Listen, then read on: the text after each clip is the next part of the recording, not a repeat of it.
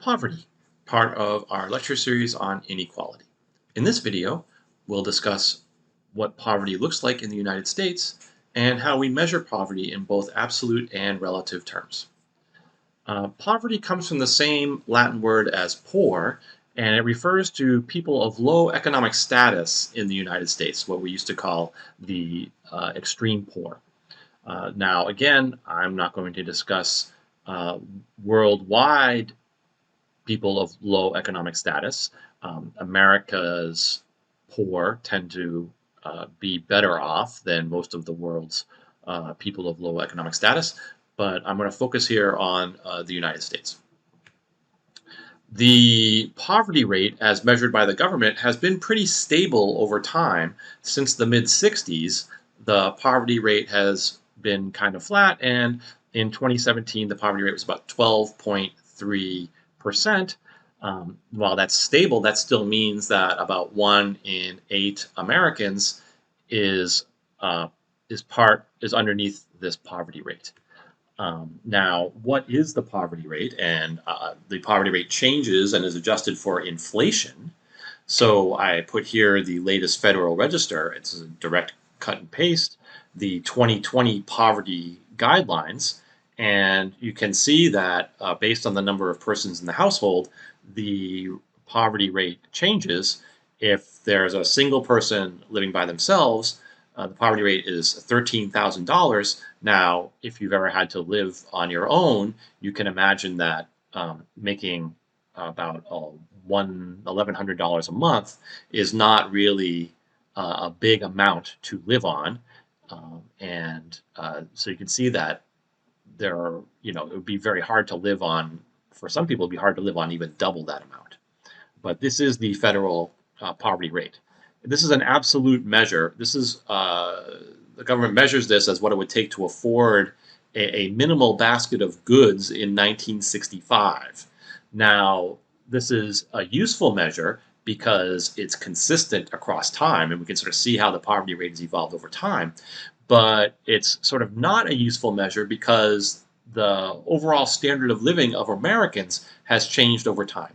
As the textbook mentions, in 1965, many people did not have running water in their houses. They may not have had electricity in their houses. So these days we expect almost everyone to have both of those things, along with some other goods. So while this is a consistent measure around time, this absolute poverty measure may not be the best measure of how many low economic status people there are in America. Instead, we might think about a relative poverty. These are three different ideas of what the relative poverty rate would be. You can see that the green line is, again, the official poverty line, and instead, except for adjusting for inflation, there's no change to this rate.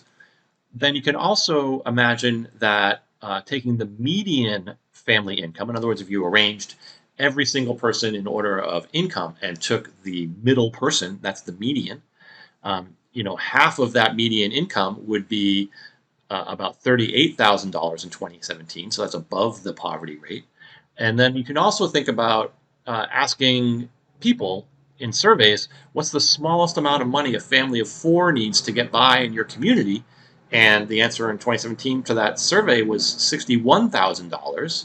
So, I'm not sure which one of these you think is the best measure of having enough money to live on and not having enough money to live on, but we could argue for any one of these as the correct measure.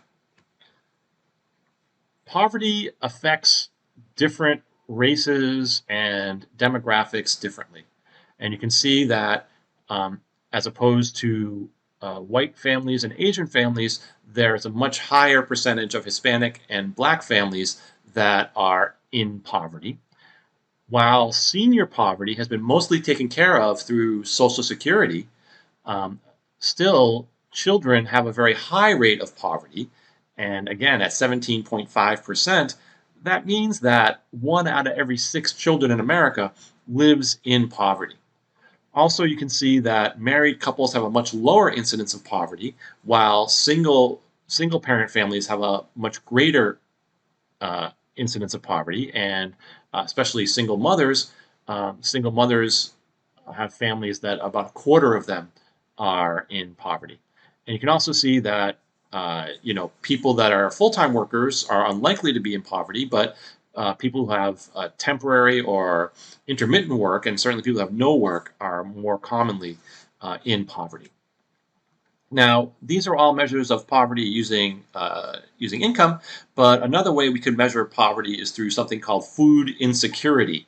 And food insecurity would be a household that does not have enough food for all of its members all of the time. If if one member of the family goes hungry, then we say that that's a food insecure family. And what we see over time is that while food insecurity went up sharply during the 2008 recession, it's declined a little bit since then, up until 2019. I don't have the numbers yet for how the coronavirus deals with this, but I'm sure that food insecurity went back up in 2020 due to the coronavirus. The second dashed line you see here is the very low food security, and that would include people who were spent more than a day without meals due to not being able to afford food. So this is another measure of poverty. To sum up, we looked at a few different measures of how to measure the number of low economic status people in the United States.